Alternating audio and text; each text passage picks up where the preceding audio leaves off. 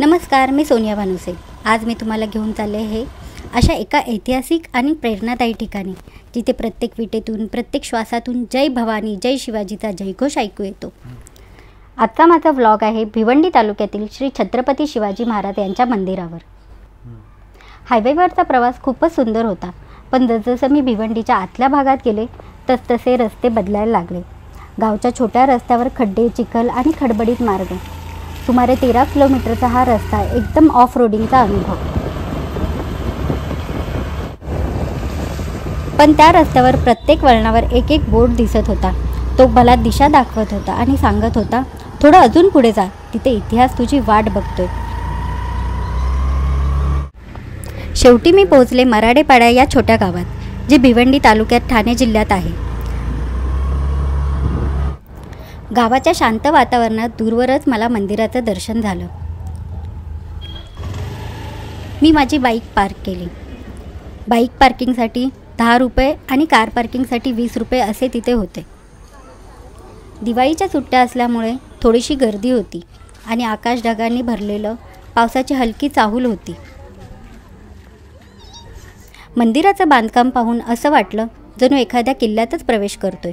भक्कम दगडी भिंती, मोठा महादरवाजा आणि त्या दरवाजाबाहेर उभे असलेले मावळे, घोडेस्वार, धनुर्धारी आणि हत्ती।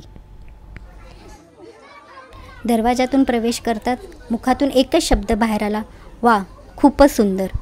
2 तासाच्या प्रवासाचा थकवा एकदमच निघून गेला।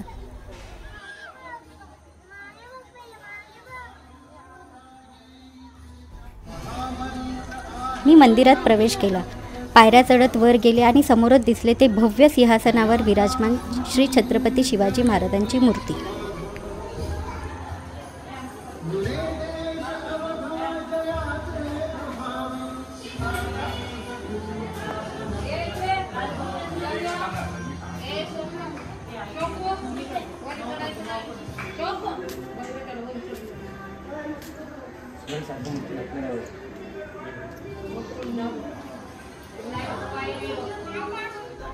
ते तेजस्वी राजेशाही व्यक्तिमत्व डोळ्यात नजर भरताच जणू संपूर्ण शरीरात ऊर्जा आली। डावीकडे जिजाऊ माताची मूर्ती होती। त्यांच्या पायाशी डोके टेकवताना मनात विचार आला, या माता नसत्या तर कदाचित भारताला असा वीर मिळालाच नसता। उजवीकडे तुळजाभवानी देवी, ज्यांच्या कृपेने शिवरायांनी तलवार उचलली आणि स्वराज्याचं स्वप्न पाहिलं। सर्वत्र एक दिव्य आणि पवित्र वातावरण जाणवत होतं।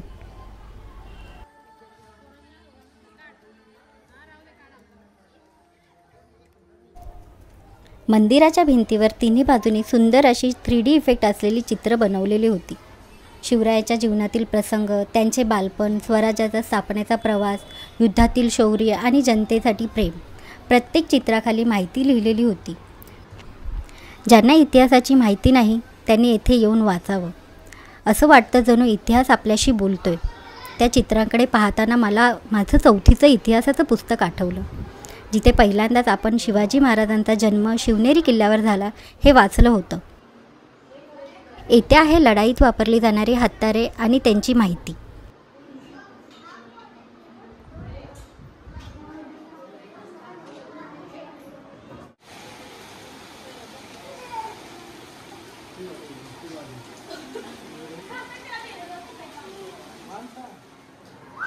येथे एक विक्री दालन आहे, जेथे तुम्ही शिवरायांची मूर्ती, फोटोज आणि छोट्या छोट्या गोष्टी विकत घेऊ शकता।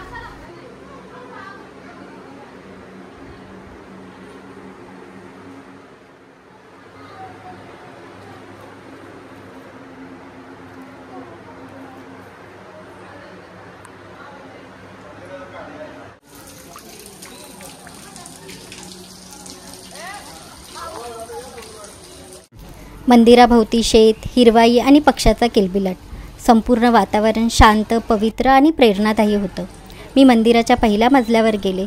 तेथून दिसणारं दृश्य एकदम किल्ल्यासारखं वाटत होतं।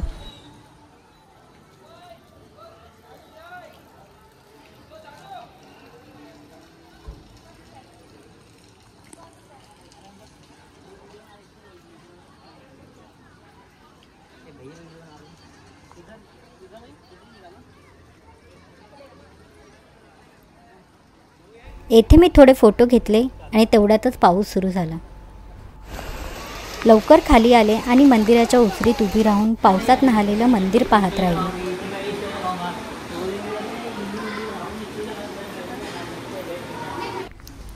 पाऊस थोडा थांबल्यावर बाहेर आले आणि मंदिराच्या गावकऱ्यांनी लावलेल्या स्टॉलकडे गेले. तिथं मी वडापाव आणि चहा घेतला आणि समोर मंदिराचं दृश्य अप्रतिम. त्या क्षणी जाणवलं, हा प्रवास फक्त मंदिर दर्शन नव्हता, तर होता अभिमान, वारसा आणि अध्यात्माचा अनुभव. प्रत्येक मराठी माणसाने आयुष्यात एकदा तरी भेट द्यावी असं ठिकाण. कारण हे फक्त एक मंदिर नाही, तर शिवरायांचा दरबार आहे, जिथे त्यांचं शौर्य, त्यांचा विचारधारा, त्यांची स्वराज्य राज्याची भावना आजही जिवंत आहे. म्हणूनच जर तुम्ही शहराच्या गोंधळात थकले असाल किंवा तुमच्या मुळाशी पुन्हा जोडले जाण्याची इच्छा असेल, तर एकदा या ठिकाणी या. इथं तुम्हाला केवळ शांती नाही मिळणार, तर मिळेल प्रेरणा, अभिमान आणि आत्मविश्वास. जय भवानी, जय शिवाजी.